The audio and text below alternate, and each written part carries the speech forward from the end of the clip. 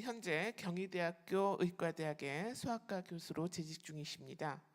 그러니까 감지로 약하겠습니다. 저희 감지에 제가 퍼블릭 에틱스의 코미티를 맡고 있어서 그간의 제 활동을 좀 정리해서 간단히 소개해드리도록 하겠습니다. 영문 제목이 아웃스탠딩이라고 누가 번역을 해주셨는데 그렇게 아웃스탠딩 하지는 않은 상황입니다. 양해하시기 바랍니다.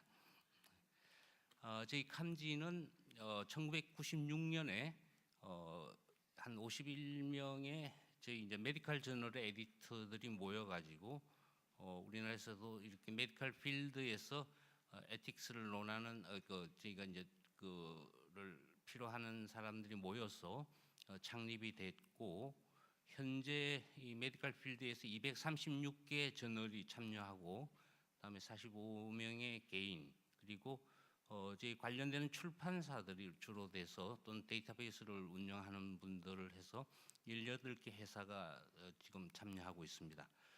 그동안 저희 1996년부터 현재 이제 236개 저널에서 금년도 현재 누적으로 보면 저희가 이제 매드라인의 18, 그다음 SCI하고 SCI-E를 포함해서 29, 스코프스의 75, 폼메드 센트럴 89, 코리아메드 시납스에 이런 학술지가 등재되어 있고 최근에 저희가 폼메드 센트럴을 많이 이제 장려를 해서 그를 통해서 폼메드에 소개되는 이 숫자가 상당히 증가되고 있는 상황입니다.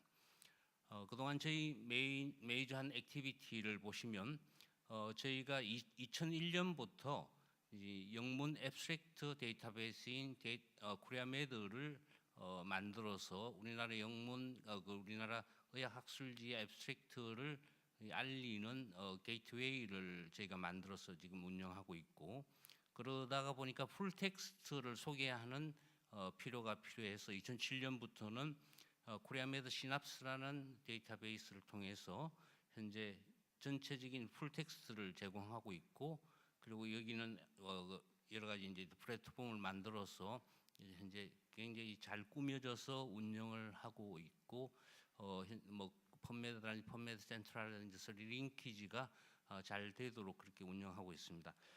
금년 중반기까지 현재 206개 잡지가 코리아메드에 들어가 있고 그리고 192개가 원문 소개를 위한 링크를 볼 잡지의 데이터베이스하고 연결해서 원문을 볼 수 있게 하고 있습니다. 그리고 시납스에는 146개 저널이 리스트되어 있어서 현재 코리아메드에는 약 21만 정도의 아티클 그리고 시납스에는 한 5만 개의 제 아티클이 축적되어 있는 상태입니다. 그동안 저희도 매년 미팅을 하고 심포지움을 하면서 특히 메디컬 저널 에디터를 위한 그런 아카데미를 이틀 동안 개최해서 한 최근 10년간 상당히 수준을 많이 높이는 전반적인 수준을 높이는 그런 활동을 해왔습니다. 물론 워크숍도 하고 또한 그 처음에 등재하는 잡지에 대해서 저희가 이제 기준을 정해서 인덱스 시키는 레지스트레이션의 에발리에이션을 하고 주기별로 5년 또는 7년 주기별로 2차, 3차의 그 에발리에이션이 들어간 잡지까지 현재 생기고 있습니다. 저희가 이제 그 황우석 스캔들이 있고 나서 우리 이제 의학 잡지 쪽에서도 중복 출판이 상당히 이제 문제가 됐습니다. 그 동안에 저희가 관행적으로는 이 의과대학에서 좋은 논문을 한글로 쓰면 교실에서는 그걸 영문으로 번역해가지고 똑같은 논문을 아주 세계 잡지에다 내는 걸 권장하던 그런 시절도 있었습니다. 그리고 한 교실의 주임 교수가 되면 그 사람은 논문을 쳐다보지도 않았는데 항상 저자의 제일 말쓰게 항상 자리 잡고 하던 그런 시절이 있었죠. 그런 문제들이 이제 대두가 되기 시작해서 저희 감지에서도 퍼블릭 에틱스 코미티를 만들어서 교육하고 심포지움을 하고 그리고 저희 자체 이제 가이드라인도 만들고 또 여러 필드에서 들어오는 질문, Q&A 그리고 컨설테이션에 대해서 저희가 자문하는 그런 역할을 해오고 있습니다.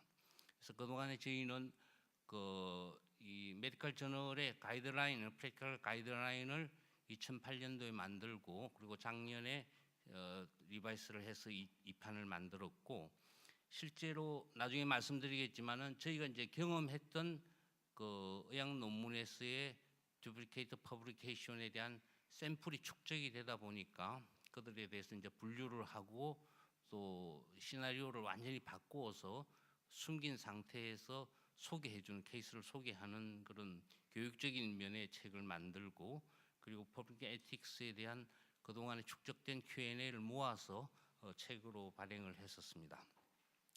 앞에 연자 선생님께서 뭐 코페에서 말씀 잘 해주셔서 리서치 미스컨덕트 그다음 퍼블리케이션 미스컨덕트에서 저희가 주로 취급하는 게 이제 이 표절 저자대기 문제, 그다음에 중복 출판, 그리고 최근에 이제 이슈가 되는 COI가 클리어하지 못하는 이런 문제들이 있는데 이쪽은 어떤 그 벌을 받은 상태고 이쪽에는 미스컨덕트에 대해서 이제 리트랙션이 되는 그런 상태가 되는데 이 코페 쌤도 지금 계시지만은 한번 낙인이 찍힌 리트랙션이 되는 것은 시계로 다시 돌릴 수 없는 그런 이제 아주 전체가 링크가 된 데이터베이스에서 이 배종을 하는 논문이 하나 리트랙션이 되면 영원히 낙인이 찍혀서 이제 헤어날 수 없는 그런 구렁텅이로 빠질 수밖에 없는 상태가 되겠습니다.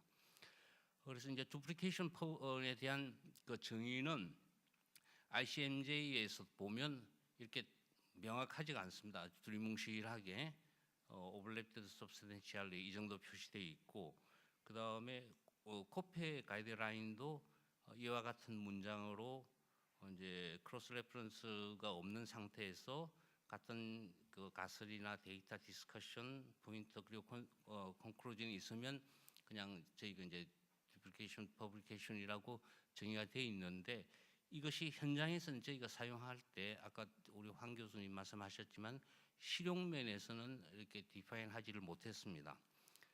그러다가 2000년도에 미국 이제 흉부외과 팀들이 6가지로 가설, 샘플 사이즈, 메소드, 리절트 그리고 한 저자가 갖고 제일 중요한 게 새로운 인포메이션이 없는 6가지의 이제 기준을 제시를 해서 저희가 현장에서 이제 적용하기가 좀 수월해졌죠. 이것도 조금 그러니까 잣대되기가 좀 힘들고 어려운 점이 있다 해서 2004년에 이건 안과 팀들입니다. 안과 팀들이 이 오른쪽 칼럼과 같은 이 왼쪽의 칼럼에서 뭐 좀 디파인된 그런 클리어한 그런 그 기준을 제시를 했습니다. 현재 그동안에 이 전 세계적으로 이제 듀플리케이트 퍼블리케이션의 빈도는 그냥 보통 그런 잡지에서 이 아래에 있는 이런 참고 문헌을 보면 few다. 그리고 RCT나 또 클리니컬 트라이얼에서의 빈도를 보니까 이런 레퍼런스에서는 있었고 해서 보면 뭐 한 뭐 작게는 1.8%에서 28% 보고들이 그리고 RCT 이런 클리니컬 트라이얼에서는 한 10% 정도의 빈도를 보인다고 했었습니다. 그래서 이제 저희가 이제 2004년도에 우리나라 메디컬 저널에 그 코리아 메디에 등재되어 있는 논문의 5%를 랜덤 샘플링 해가지고 듀플리케이트 퍼블리케이션을 찾아보니까 그때가 한 5.9% 그러니까 6%였습니다. 이거는 저희가 발표를 하니까 막바로 NEJM에서 앱스트랙트를 저희 이제 소개했죠. 이거는 앱스트랙트를 소개하는 상태는 서로 표절이나 뭐 이런 문제가 되지를 않은 저희를 소개해주는 영광도 가졌습니다. 그러니까 좋은 결과는 아닌 것이지만은 그래서 오늘 제가 말씀드릴 것은 2004년부터 2009년까지 우리나라의 듀플리케이트 퍼블리케이션이 메디컬 저널에서 어떤 현황이었는지 그거에 따른 듀플리케이션 그 퍼블리케이션의 샘플 케이스를 잠깐 보이도록 하겠습니다. 그래서 요거는 금년도 1월 달에 저널 오브 코리안 메디컬 사이언스에 저희가 이제 발표를 했습니다. 2004년부터 2009년까지 도대체 추세가 어땠는지 그리고 실제로 우리가 이제 이 퍼블리케이션 에틱스 중에서 듀플리케이트 퍼블리케이션을 하지 말자고 하는 캠페인을 벌린 것이 2005년도 말에서부터 2006년도 이제 황우석 스캔들이 날 때부터였습니다. 그래서 실제로 저희가 이제 연구 기간은 이랬지만은 대상은 2004년부터였고 저희 코리아메드 데이터베이스에서 5%를 뽑아가지고 세 사람이 지속적으로 그거를 리뷰를 하고 크라이테리아는 아까 말씀드렸던 그 크라이테리아를 사용해서 이제 뽑아가지고 실제로 그 듀플리케이션 그 퍼블리케이션의 타입까지도 한번 분류를 해봤습니다. 아까 말씀드렸던 그 흉부외과 팀인 조의 그 데피니션 크라이테리아하고 그다음에 안과 팀인 모존의 그 크라이테리아 거기다 ICMJ의 크라이테리아를 포함해서 했습니다. 그래서 한 명의 라이브러리언이 전체 논문을 다 스크리닝을 하고 그다음에 이분은 뭐 저희하고 계속 활동을 한 굉장히 익스퍼트 한 사람입니다. 그리고 세 사람의 리뷰가 이제 계속 지속적으로 해가지고 이제 분류를 했습니다. 했더니만 2004년도는 듀플리케이션 레이트가 6%, 그다음에 쭉 이제 증가 그대로 유지되다가 2007년부터 이제 좀 감소돼가지고 2009년도에는 한 1.2%니까 1%로 현저하게 줄어드는 것을 알 수 있었습니다. 결국은 저희가 이제 캠페인을 시작하고 저희가 퍼블리케이션 에틱스가 교육하고 심포지움하고 이런 활동이 이 전반기 하기 전에 비해서 하고 나서 상당히 줄었다 이렇게 저희는 이제 데이터를 제공하고자 합니다. 실제로 똑같은 논문을 그대로 내는 뭐 언어를 달리 하든지 해서 카피가 상당히 많았고 그 다음에 살람이 논문을 쪼개는 거죠. 쪼개는 논문이 분절 출판이 그 다음 번이었고 그 다음에 자료 덧붙이기 논문이 이말라스가 그 다음을 차지하고 있었습니다. 저도 명확한 건 모르지만 이말라스라는 게 살라미를 스펠을 거꾸로 한 거라고 누가 이야기를 하더라고요. 맞는 말인지 나중에 한번 여쭤보겠습니다. 전문가한테. 그리고 한 번 중복하면 되는데 트리플, 뭐 쿼드리플까지 하는 그런 논문들도 있었습니다. 근데 이거 나중에 이제 추세가 줄어드는 거죠. 그 다음에 국내에서 외국어로 그러니까 한국말을 한 것을 외국말로 한 게 제일 많고 국내끼리도 있었고 그다음에 외국이 먼저 내고 이거는 한국이 내고 이거는 아마 논문을 같이 더블 서브미션을 해놓고 어느 것이 먼저 이렇게 그거 됐는지 억셉트 된 거에 따라서 아마 경향이 좀 틀려질 거로 보입니다. 그래서 이제 이 결론은 그냥 한마디로 요약을 하면 저희가 뭐 맞는지는 모르겠습니다. 저희가 활동한 이런 것들이 실제로 이제 강하게 활동한 것들이 실제로 이제 감소 추세를 보이고 있는 거에 보이고 있을 것이다. 그렇게 하면서 제가 더 노력해야 될 것이다 하는 그런입니다. 두 번째는 이제 이렇게 모여진 저희가 이제 duplicated publication에 대한 데이터를 가지고 실제로 한번 분류를 해봤습니다. 어떤 식으로 있는지 해봤더니만 아까 말씀드렸던 그런 메소드로 해가지고 저희가 쭉 분류를 하고 그 다음에 그렇게 해서 이제 책을 만들어서 책을 퍼블리케이션 했는데 한 분류가 실제로 외국에서 정도 적용되어 있는 분류하고 비교했을 때 어떤 의미를 좀 갖느냐 하는 것을 좀 저희가 좀 살펴보았습니다.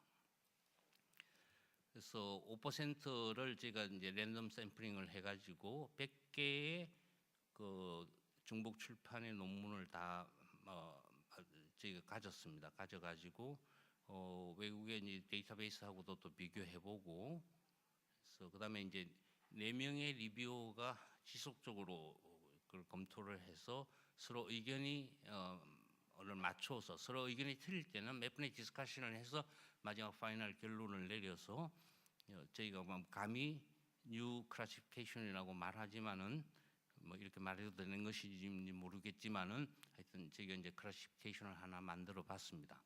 그래서 아까 대부분인 그 4가지 카테고리인 카피, 살라미, 이말라스 그리고 이렇게 다른 거로 해서 4가지 카테고리를 했었을 때 카피는 그 다음에 제일 많은 게 이제 different language로 같은 complete 카피이면서 좀 same language도 있었고 카피이면서 언어가 같으면서 또 다르면서 약간의 모디피케이션을 한 요 네 가지 타입으로, 그다음에 살라미 분절은 이제 그 샘플 넘버를 나누는 경우, 그다음에 아웃컴을 나누는 그런 경우가 있었고, 이말라스는 샘플 넘버를 기존에 지금 옛날에 있던 거를 레퍼런싱 하지 않고 그 자기 데이터에다 그냥 갖다 집어넣는 거죠. 집어넣어서 샘플 수를 늘리는 방법. 그다음에 또 하이퍼시스를 이제 같이 하나 더 애드하는 경우.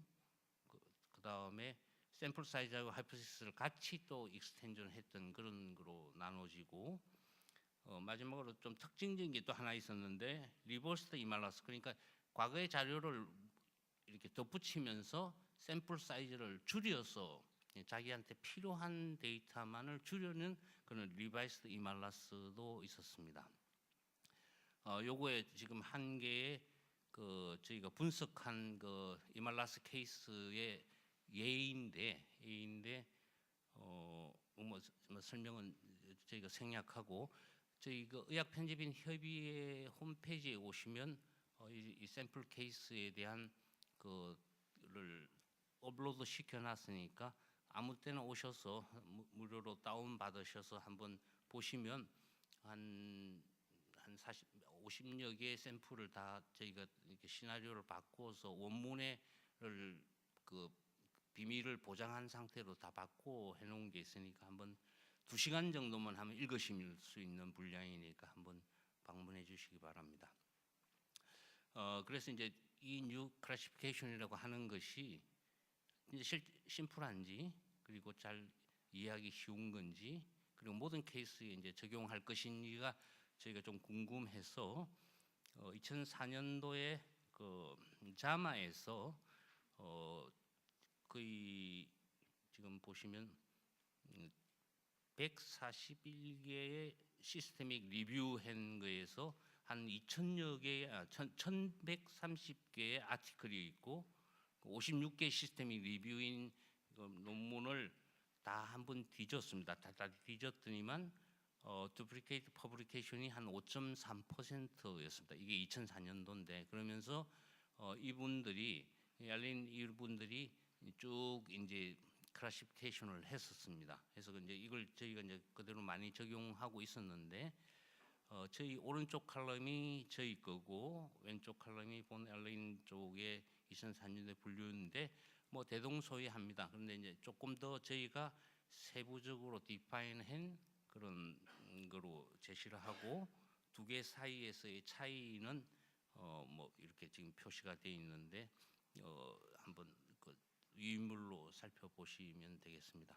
그래서 이 앞에 클래시피케이션에서 그 없었던 거로 저희가 이렇게 한 저희 분류에서는 요 세 가지 크라이테리아가 더 추가되는 그런 개념이었습니다.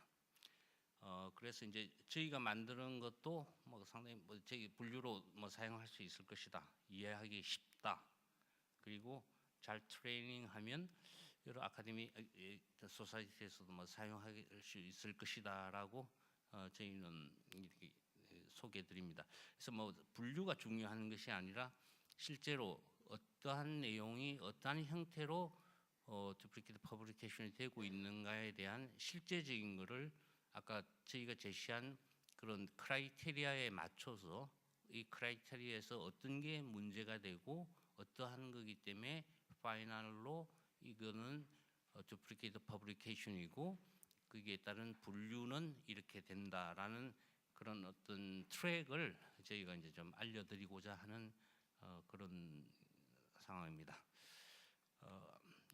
좀 너무 빨리 진행해서 죄송합니다만은, 그래서 이제 저희는 그 2006년도에 저희가 이제 커미티가 만들어져서 상당히 오랫동안 퍼블리케이션 에틱스에 대한 캠페인을 많이 벌렸다고 이렇게 자부하고 있고, 그러한 것이 실제로 이제 이 현장에서 저희가 보는 필드는 이제 메디컬 필드만인데 에서도 상당히 영향을 줬다. 그 사람들은 받고 있다, 관심을 가지고 있다, 어텐션을 가지고 있다 이렇게 생각하고 있고, 퍼블리케이션 에틱스에 대한 우리나라의 가이드라인을 메디컬 필드의 가이드라인을 한번 만들고 그다음에 다시 이 리바이스를 하고 아까 말씀드렸던 책을 출판을 해서 배부하고 하는 이런 활동들이 그것도 큰 힘이 되었다.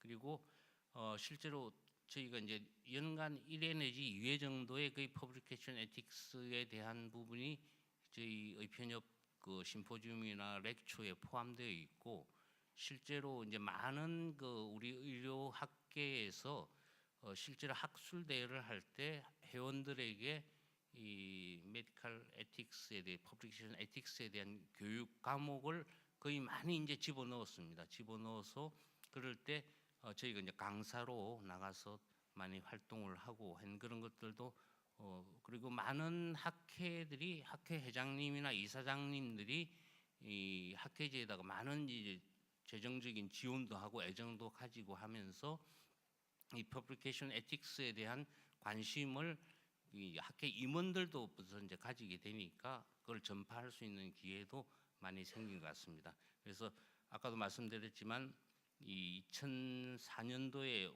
6%에서 2009년도에 1.2% 정도로 아직도 존재하고 있지만은 제일 심한 거는 간호부 간호파트에서 14번의 그 중복 출판을 했던 논문도 저희가 한번 찾은 적이 있습니다. 그래서 아까 말씀드렸던 캠페인도 중요하고 그래서 대한의학회라고 우리나라에 이제 26개 우리나라 의료학회를 총괄하고 그 밑에는 140여 개의 이제 자학회가 있는 대한의학회에서 2006년도에 퍼블리케이션 에틱스를 지켜라라는 지침서를 한번 냈습니다.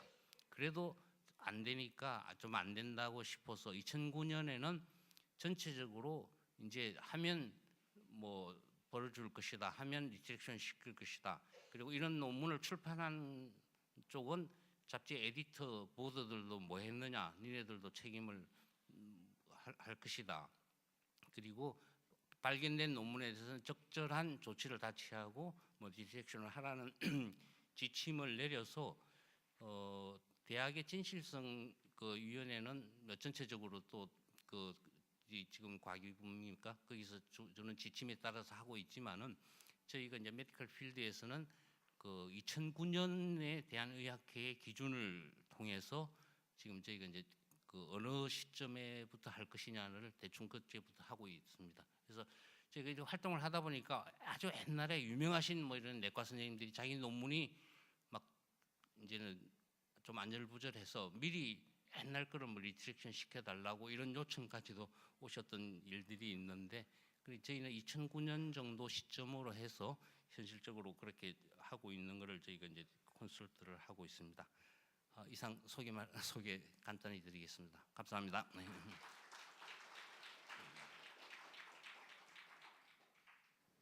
네, 감사합니다.